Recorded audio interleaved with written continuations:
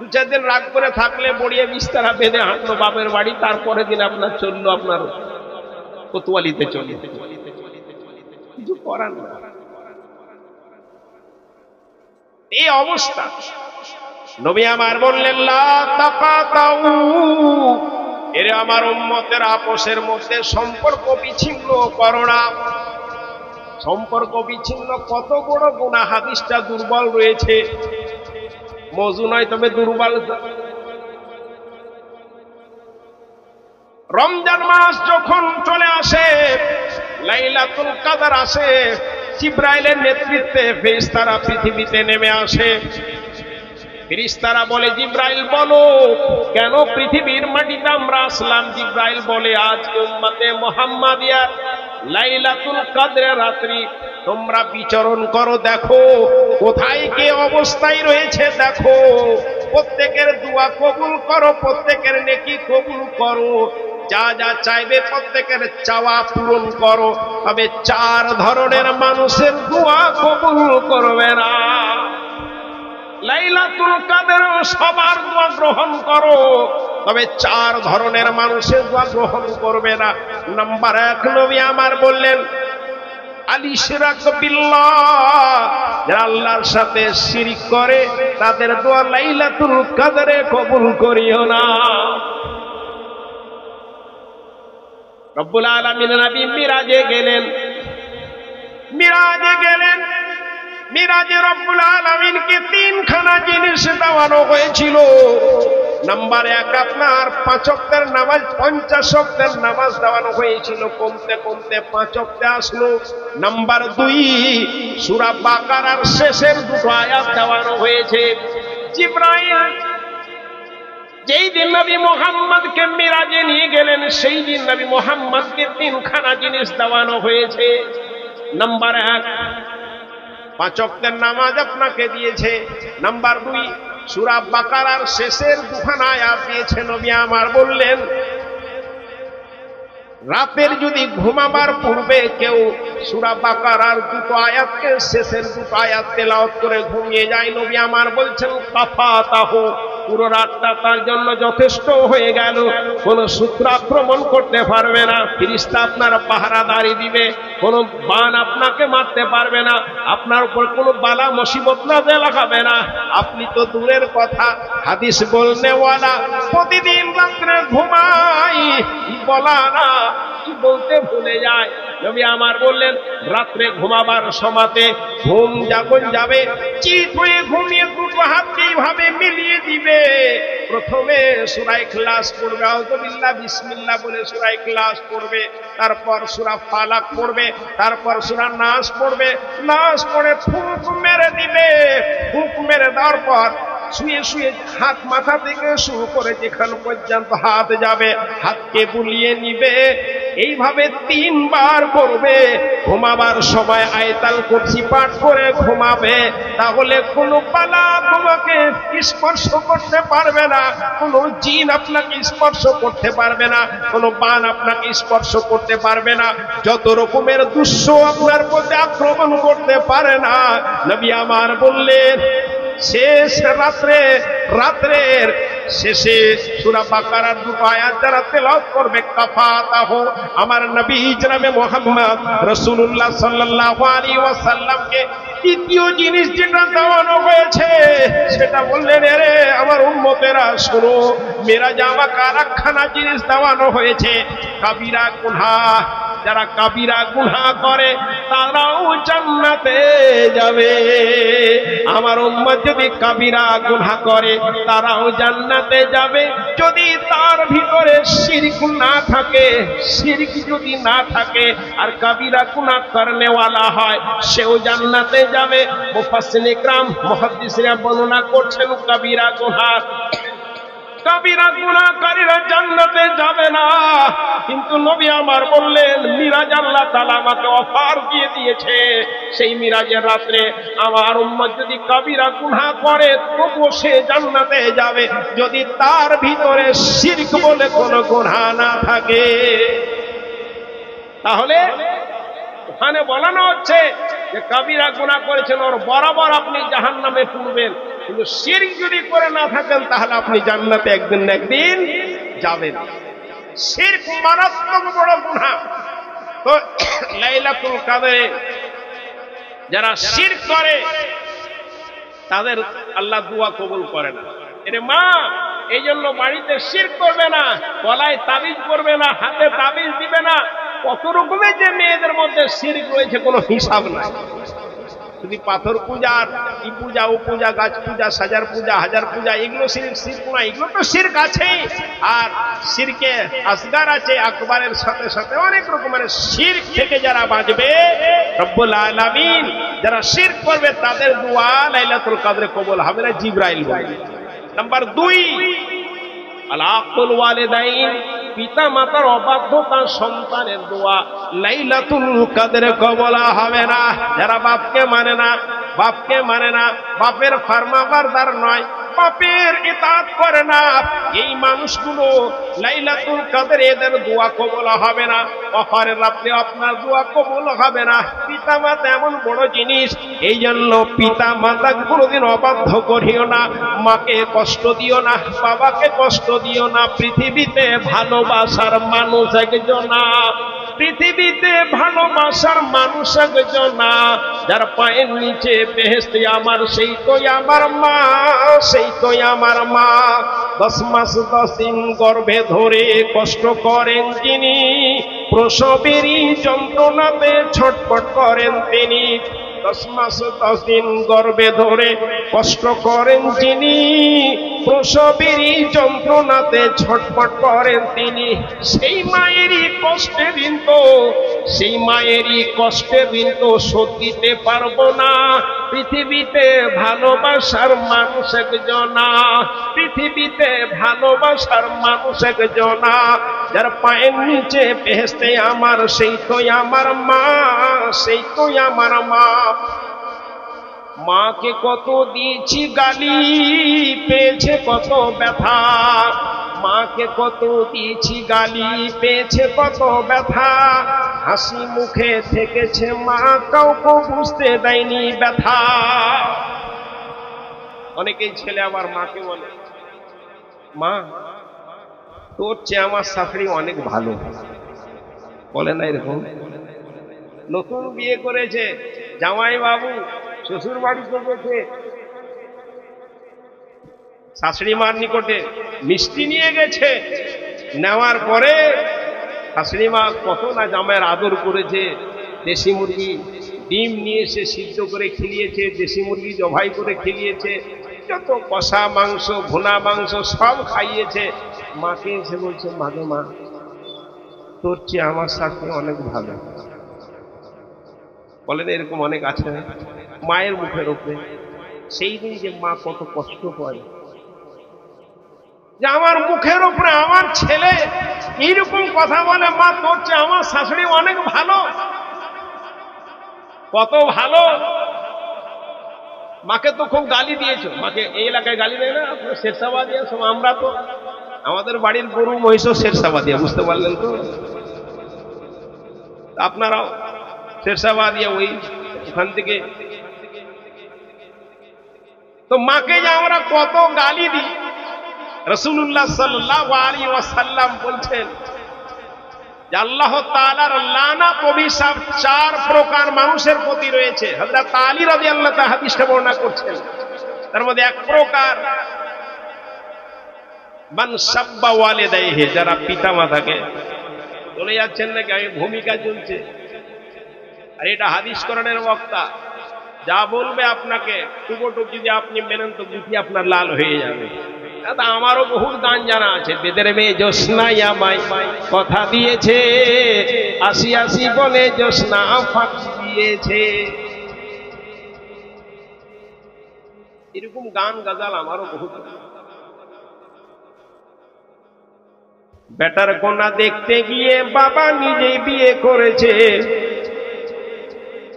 Better কোনা দেখতে গিয়ে বাবা নিজেই বিয়ে করেছে।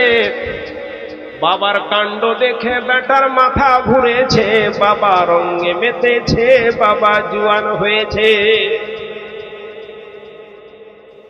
বাবার আমার বয়স 80, চুলগুলো সব পাকা, কলপ লাগাই লাগছে যেন আমার বড় দাদা। হে আমার বড় দাদা, বেটার কোনা দেখতে গিয়ে বাবা নিজেই বিয়ে করেছে। বাবার কাণ্ড দেখে বেটার মাথা ঘুরেছে, বাবা রঙে মেতেছে, বাবা জোয়ান হয়েছে। এরকম 8-10টা গান যদি বলানো যায়, ঘুমন্ত মানুষ এসে হাজির হয়ে যাবে, কিন্তু কিয়ামতে হিসাবটা কি দিবে? এই জায়গাটা হাদিস ও কোরআন বলার জায়গা। আজ এই জায়গা দখল করে নিয়েছে। এক চুম্বা দে দো বদলা में यूपी बिहार ले लो, दूसरा चुम्बा दे दो बदला में पंजाब हरियाणा ले लो। এই জায়গা দখল করে নিয়েছে। এই 2-4 জন কিছু বক্তা আছে যারা হাদিস ও কোরআন বলে বলে কিছুটা শুনতে পাচ্ছে। মুদ্রা কথা আপনাকে বলতে এসেছি, ভূমিকা দিয়ে শুরু করেছি যে আপনার জীবনের সমস্ত নেকি খেয়ে নিচ্ছে, এক এক করে বলবো আপনাকে। আর জালসা নিয়ম হচ্ছে দান খয়রাত যদি বেশি হয় তাহলে জালসা সাফল্য, আর দান কম হয়ে গেলে জালসা করে কোনো লাভ হয় না। কিন্তু নবী বলছেন, ইমাম বুখারী রাহমাতুল্লাহ হাদিসটা নকল করছেন, হযরত আলীকে ইয়ামান পাঠাতেন, সে সময় বলেছে ওয়াল্লাহি লা ইয়াহদিয়ান্না বিকা রাজুলান ওয়াহিদান খায়রুল লাকা মিন হুমুরিন নামে। আলী রে, তোমাকে ইয়ামান পাঠাচ্ছি, ইয়ামানে গিয়ে যদি একজন মানুষ হেদায়েত পেয়ে যায়, তোমার চেয়ে লাল উটের চেয়ে বেশি লাভ হয়ে গেল। আমার স্ত্রী যদি আমাকে বলে, স্বামী গো আজকে তোমাকে কিশোরগঞ্জের বিহারে পূর্ণিয়াতে পাঠাচ্ছি, তোমার দ্বারা যদি একজন মানুষ হেদায়েত পেয়ে যায়, তবে আমার চেয়ে লাল উট বেশি হয়ে যাবে। এটা স্ত্রীর বলা উচিত ছিল, বাবার বলা উচিত ছিল, মায়ের বলা উচিত ছিল। কিন্তু তারা বলে, জালসা থেকে বাড়িতে গেলেই প্রথমেই বলে কত টাকা দিয়েছে। টাকা যদি কম হয় তবে বলবে মানুষগুলোর হুঁশ নাই, হিসাব নাই, বিচার নাই, এত দূরে গিয়ে মাত্র এই কটি টাকা দিয়েছে। আজ আপনার স্ত্রীকে আপনি বলুন, একই রকমের কথা বলবে। জালসা কমিটিকে বলুন, একই রকমের কথা বলবে। নবী আমার বলছেন, একজন মানুষ যদি হেদায়েত পেয়ে যাও, দুটি আপনার লাল হয়ে যাবে জীবনের সমস্ত গুনাহ। যদি আজ একটা নেকির মাধ্যমে ক্ষমা হয়ে যায়, সমস্ত নেকিকে আপনি যদি আপনার স্টকে রাখতে পারেন, সেই দিন আপনার কোটি লাভ হয়ে যাবে। এই জন্য বাপুরে শুনে যান, নবী আমার বললেন 4 ধরনের মানুষের দোয়া লাইলাতুল কদরে কবুল হয় না। নাম্বার 1, আল ইশরাক বিল্লাহ, যারা আল্লাহর সাথে শিরক করে তাদের দোয়া লাইলাতুল কদরেও কবুল হয় না। নাম্বার 2, আলাকুল ওয়ালিদাইন, পিতা মাতার অবাধ্যতা সন্তানের দোয়া লাইলাতুল কদরে কবুল হয় না। নাম্বার 3, নবী আমার বললেন মুদমিনুল খামরা, যারা রেগুলার মদ পান করে, রেগুলার নেশা পান করে, তাদের দোয়া লাইলাতুল কদরে কবুল হয় না। আজ এমন এমন ঘরের ছেলেরা মদ পান করে, কোনদিন ভেবে দেখে না এই 2টি টাকার জন্য আমার বাবারা শামসি থেকে এখানে ছুটে এসে, আমার দাদুরা এখান থেকে ছুটে এসে আজ আমার ঘরে পয়সা হয়েছে। কেন আমি এগুলো করি? আমার পরবর্তী জেনারেশনের জন্য পয়সা জমিয়ে রাখে। এমন এমন ঘরের ছেলেরা হিরোইন পান করছে, এমন এমন ঘরের ছেলেরা মদ পান করছে। জুমার পর কত রাত্রেতে বাড়িতে রয়েছি, জলসা ছিল না, ফোন করলো একজন আমাদের ইসলাম থেকে, মামা কালকে কোথায় নিমন্ত্রণ? বললাম আমি তো এমন একটা ইমাম, নামাজ পড়তে গেলে কোনদিন খাওয়া ছাড়া আমাকে আসতে দেয় না। আজ কি করে আসতে হয়েছে? সালামটা ফিরেছি শুধু খুতবা দেওয়ার পর, নামাজ পড়িয়েছি, সালাম ফিরেছি, ফিরার পরে আপনি তুরান বেরিয়ে গেছি। ভাবলো ইমামের কত আজকে প্রয়োজন রয়েছে, পিছনে 2 রাকাত আপনার সুন্নত পড়েছি, 4 রাকাত সুন্নত পড়া ছাড়া কোনোদিন হয় না, লোক আমাকে ধরে নেবে, তার জন্য মাত্র 2 রাকাত পড়লাম। বাড়ি এসে কোরআন ছেলেকে তৈরি করে গেছিলাম, গাড়ি রেডি রাখবে, স্ট্যান্ডে পৌঁছাবে।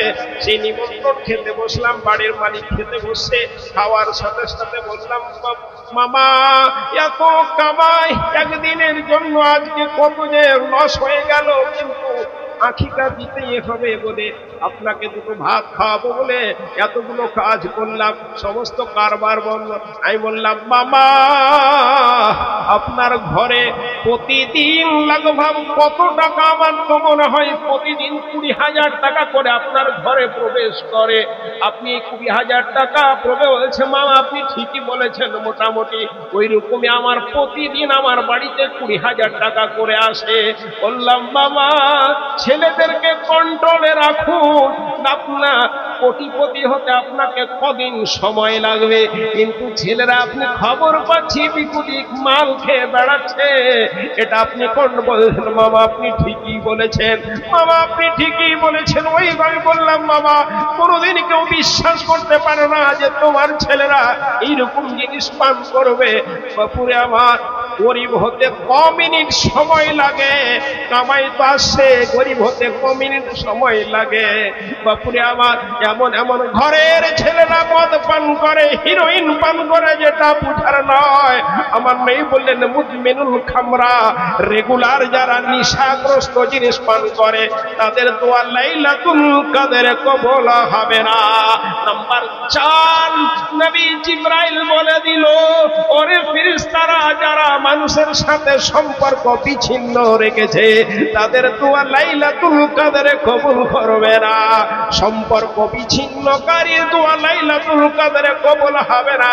বাবার সাথে সম্পর্ক বিচ্ছিন্ন, লাইলাতুল কদরে তোমার দোয়া কবুল হবে না। এরে বৌমা শাশুড়িমার সাথে সম্পর্ক বিচ্ছিন্ন, তোমার দোয়া লাইলাতুল কদরে কবুল হবে না। ওরে শাশুড়ি মা বৌমার সাথে সম্পর্ক বিচ্ছিন্ন রেখেছো, তোমার কোরআন তেলাওয়াতের নেকি, তাহাজ্জুদের নেকি তোমার কিছুই কাজে আসবে না। পাড়া প্রতিবেশীর সাথে সম্পর্ক বিচ্ছিন্ন রেখেছো, কোনো নেকি নাই।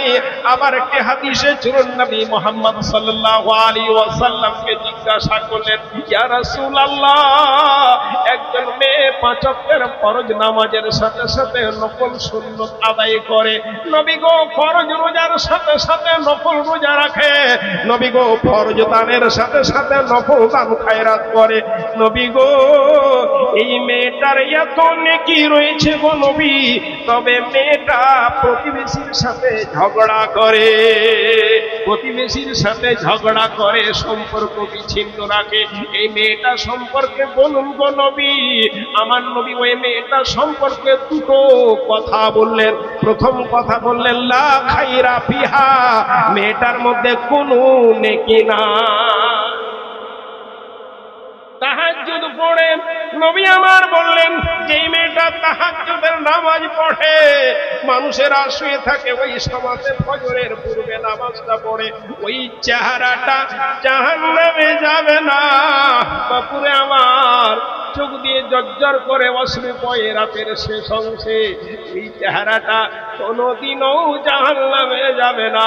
নবী আমার বললেন রব্বুল আলামিন নিকটে দুটো বিন্দু সবচেয়ে প্রিয়, দুটো কাতরা সবচেয়ে প্রিয়, তার মধ্যে একটা চোখের অশ্রু। বক্তব্য দিতে কিছু কথা যখন মনে আসে চোখ দিয়ে জর্জর করে অশ্রু বয়। এই চোখের একটা ফোঁটা যদি জাহান্নামের ভয়ে, আল্লাহর ভয়ে যদি একটা বিন্দু আপনার চোখ দিয়ে ঝরে পড়ে, এই চোখটা কোনোদিনও জাহান্নামে যাবে না। পুরো আবার কথা বলছিলাম যে এই সমস্ত নেকিগুলো নষ্ট হয়ে যাচ্ছে সম্পর্ক বিচ্ছিন্নের কারণে। নবী আমার বললেন মেয়েটা সম্পর্কে দুটো কথা। প্রথম বললেন লা খাইরা ফিহা, মেয়েটার মধ্যে কোনো নেকি নাই। নামাজের নেকি শেষ হয়ে গেছে, রোজার নেকি শেষ হয়ে গেছে, যাকাতের নেকি শেষ হয়ে গেছে, ফরজের নেকি শেষ হয়ে গেছে, নফলের নেকি শেষ হয়ে গেছে। নবী আমার বললেন লা খাইরা ফিহা। দ্বিতীয় কথা নবী আমার বললেন ইয়া ফিন্নার, মেয়েটা জাহান্নামে যাবে। ইয়া ফিন্নার, মেয়েটা জাহান্নামে যাবে। বাপুরে আবার সাহাবারা জিজ্ঞাসা করলেন ইয়া রাসূলুল্লাহ, একটা মেয়ে ফরজ নামাজ পড়ে, ফরজ রোজা রাখে, ফরজ যাকাত দেয়, ফরজ হজ করে, নফল সুন্নত করতে পারে না গো নবী, নবী গো, তবে এই মেয়েটা প্রতিবেশীর সাথে সদ্ব্যবহার রয়েছে, প্রতিবেশীর সাথে ভালো ব্যবহার রয়েছে, ওই মেয়েটা সম্পর্কে বলুন। নবী আমার বললেন হিয়া খায়রুম মিনহা, ওই মেয়েটার মধ্যে নেকি রয়েছে, ওই মেয়েটা ভালো মেয়ে। তারপরে নবী দ্বিতীয় কথা বলেন হিয়া ফিল জান্নাহ, মেয়েটা জান্নাতে যাবে। অতএব সম্পর্ক বিচ্ছিন্ন বহুত বড় গুনাহ। নবী আমার বললেন লা তাকাতাউ, এরা আমার উম্মতেরা আপোষের মধ্যে সম্পর্ক বিচ্ছিন্ন করিও না। ওয়ালা তাদাবারু, আপোষের সাথে চলাফেরাতে রাস্তায় দেখা হবে, সাক্ষাৎ হবে, ওই সময়তে মুখে ফিরিয়ে নিও না। তাই না? দেখছি আমার ওর সাথে আমার সম্পর্ক নাই, ও রাস্তা দিয়ে হেঁটে আসছে, আমিও রাস্তা দিয়ে হেঁটে যাচ্ছি, কোনো কিছুই নয়। লোকটাকে দেখা হলে হয় মুখ ঘুরাবো, আর না হলে মুখ নিচা দিকে করবো, না হলে 80 মন গাল করবো। তা না করে বুদ্ধি পেয়েছি, পকেট থেকে মোবাইলটা বের করলাম, কোনো প্রয়োজন নাই, ওকে দেখেছি বলে তুরান্ত করে ফোন ডাবলাম, যে কথা বলতে শুরু করলাম, ভাই কেমন আছিস, কোথায় আছিস, বলতে বলতে ওই লোকটা পেরিয়ে গেল, মোবাইলটা কেটে পকেটে ভরে দিলাম। নবী আমার বললেন লা তাদাবারু, আপোষের সাথে সাক্ষাতের সময়কে মুখকে ফিরিয়ে নিও না। ওয়ালা তাহা ওয়ালা তাবাগাদু, আপোষের মধ্যে ঈর্ষা করিও না, একে অপরকে ছোট করিও, দিলে বন্ধু রাখিও না, কিনা রাখিও না। ওয়ালা তাহাসাদু, আপোষের মধ্যে হিংসা করো না, আপোষের মধ্যে হিংসা করো না। নবী আমার বললেন এই 4খানা গুণের পর, সদ্গুণের পর নবী আমার বললেন এরে আমার উম্মতেরা শোনো, কুনু ইবাদাল্লাহি ইখওয়ানা, আপোষের মধ্যে ভাই ভাই হয়ে যাও।